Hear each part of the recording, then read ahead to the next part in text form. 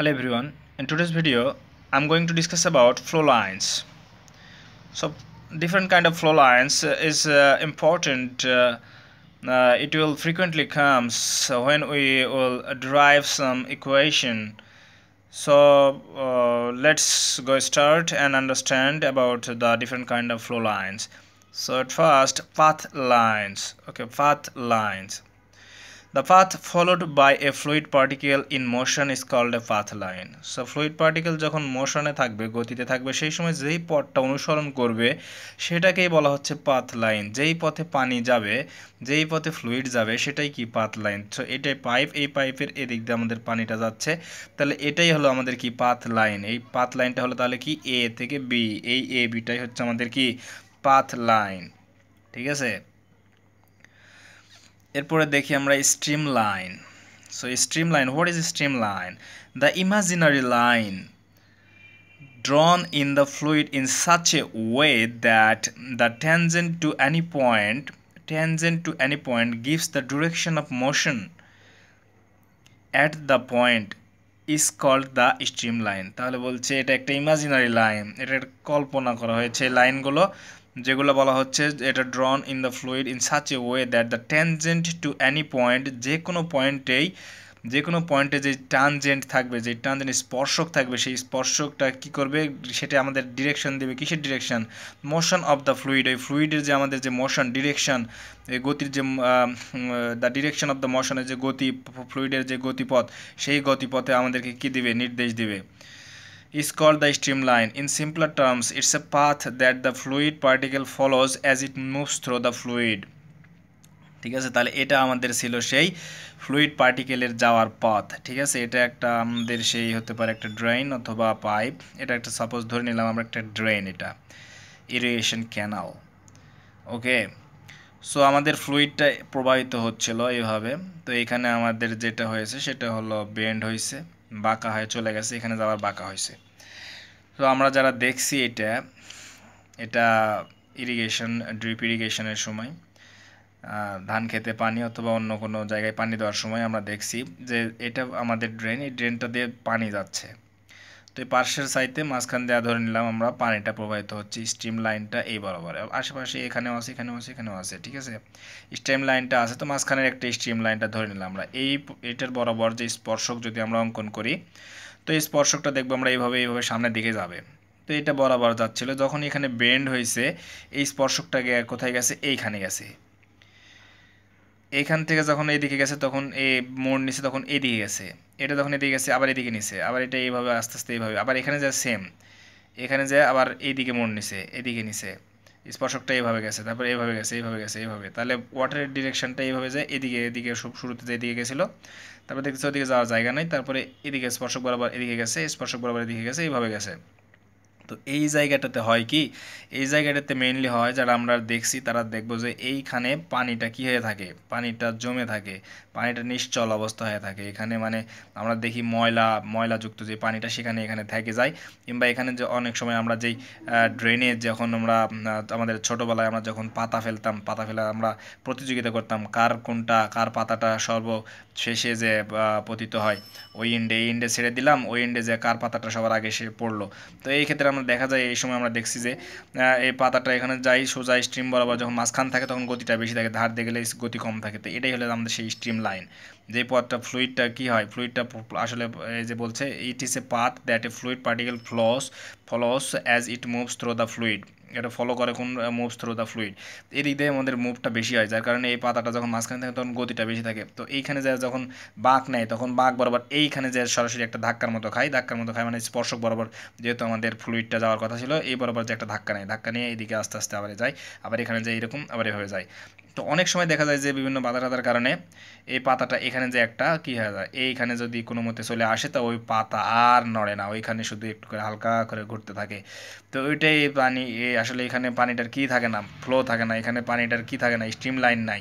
Stream লাইনটা গেছে এই দিক দিয়ে, এই বরাবর স্ট্রিম লাইনগুলো গেছে, এইখানে আবার যে কী হয়, নিশ্চল অবস্থা হয়ে যায়, এরকম কিন্তু আমরা দেখছি। তো এটাই হলো আমাদের সেই স্ট্রিম লাইন, যেটা বলা হচ্ছে একটা ইমাজিনারি লাইন। ইমাজিন করতে হবে এই লাইনটা আসলে drawn in the fluid in such a way that the tangent to any point gives the direction of motion at the point is called the streamline. Okay, so steam tube, এই steam টিউবটাও very simple. যখন আমরা অনেকগুলো stream line দেখতেছি, এখানে অনেকগুলো stream line, stream line তো আর একটা হবে না, ইমাজিনারি লাইন, এগুলো অনেকগুলো লাইন থাকবে স্ট্রিম লাইন, যেদিক দিয়ে আসলে মেনলি কী হইতেছে, ফ্লুইডটা প্রবাহিত হচ্ছে। এই stream tube is a concept used in fluid mechanics to describe a bundle of streamlines, bundle of streamlines, তাহলে অনেকগুলো স্ট্রিমলাইন্সের কি একটা বান্ডল, এই বান্ডলটাকে বলা হচ্ছে কি stream tube. Form a tube like structure the within a fluid flow, imagine a bundle of flow lines tightly pack together, এটাকে বলা হচ্ছে as there is no movement of fluid across the streamline, therefore no fluid can enter or leave the stream tube except at the ends, তাহলে শেষ পর্যায়ে একেবারে কি হয়, এই যে স্ট্রিম লাইনটা সেটা আমাদের নির্গত হয়ে চলে যাচ্ছে, এটা এখানে যে কি হচ্ছে আমাদের এই স্ট্রিম লাইনটা লিভ হচ্ছে, কিন্তু এর পূর্বে আমাদের যে স্ট্রিম লাইনগুলো কী করে না, বলছে এখানে there is no movement of fluid across এই স্ট্রিম লাইন, এই স্ট্রিম লাইনের মধ্যে এখান থেকে ফ্লুইড এখানে আসেনি, এখান থেকে এখানে আসেনি, এই ফ্লুইডগুলো শুধু বরাবর যায়। এটা যদি একটা সোজা পাইপ হয়, আমরা অনেক সময় দেখছি এই যে ড্রেন, এই ড্রেনের ক্ষেত্রে, ইরিগেশন ড্রেনের ক্ষেত্রে, যেহেতু বরেন্দ্র এলাকার লোক সেহেতু আমাদের এই বিষয়ে আমাদের অনেক জ্ঞান আছে, যে আমরা ড্রেনের ক্ষেত্রে দেখছি এই এরকম একটা ড্রেন, এটা আছে, এটা যদিও পাইপ, কিন্তু আমরা যদি ড্রেনের ক্ষেত্রে যা দেখছি এইরকম একটা ড্রেন, সো এই ড্রেনে যখন গ্র্যাভিটি ফ্লো হয়, ওয়াটারটা গ্র্যাভিটি ফ্লো এরকম স্লোপ আকারে যেহেতু ড্রেনটা থাকে, তো ওই সময় আমরা দেখছি এই ড্রেন বরাবর একেবারে পানিগুলা এমনভাবে যেন যাচ্ছে, মনে হচ্ছে যে পানি কোনো কি নাই, পানি আসলে প্রবাহিত হচ্ছেই না, এরকম দেখে মনে হয় যে ওখানে পানির কোনো গতি নাই, এরকম একটা ফ্লো, এই যে সলিড আকারে এখানে যে স্ট্রাকচার আকারে পানিগুলো চলে যায়, এরকম মনে হয় যে একটা এরকম একটা উঁচু হয়ে পানিটা এবার সোজা চলে যাচ্ছে, কিন্তু ওটা দেখলে আসলে মনে হয় যে ওটা আসলে পানির কোনো গতি নাই, পানি নাই, ওখানে কোনো পানি প্রবাহিতই হচ্ছে না, প্রবাহিত হচ্ছে না। কিন্তু তখন আমরা কি করতাম, আমরা ওখানে যে এখানে যে ধপ করে আমাদের পাটা ফেলে দিতাম, তখন দেখতাম এখানে পানিটা উঁচু হয়ে যাইতো।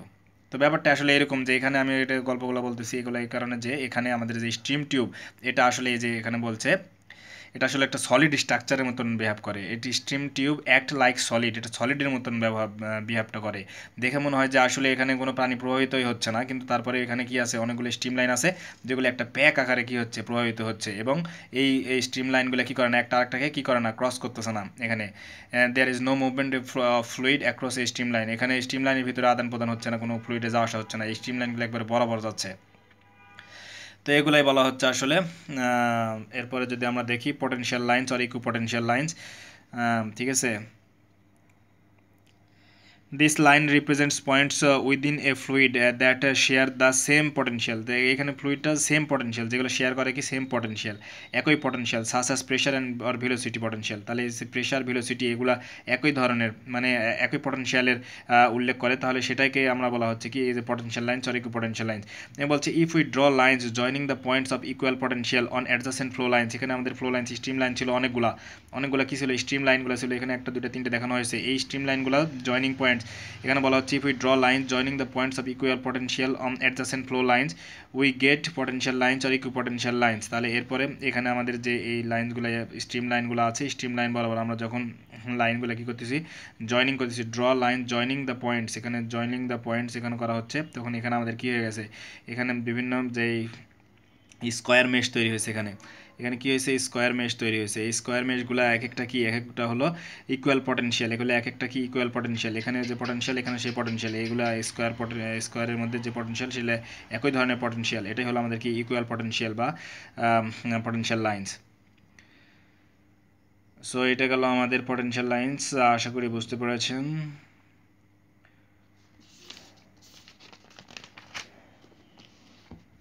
এরপর যদি দেখি আমরা ফ্লো নেট, তাহলে if we draw both stream lines and potential lines for a flow, the pattern obtained by the intersection of the two sets of lines is called flow net, তাহলে এটা আমাদের স্ট্রিম লাইন ছিল, এরপরে আমাদের যদি potential লাইনগুলো যদি আমরা কী করি, ড্র করা হয়, তাহলে এর ফলে যে আমাদের যে প্যাটার্নটা অবটেইন হবে, যে প্যাটার্নটা আমরা পাবো সেটাকেই বলা হচ্ছে কি ফ্লো নেট, ঠিক আছে। Intersection of the two sets of the lines, তাহলে এই যে ইন্টারসেকশন আছে অনেকগুলা, ঠিক আছে, দুইটা লাইনের ইন্টারসেকশন আছে, সেই ইন্টারসেকশনের মাধ্যমে যেগুলো হয়েছে সেগুলাই। ওকে, সো নেক্সট ক্লাসে আমরা দেখব flows in a pipe. Okay.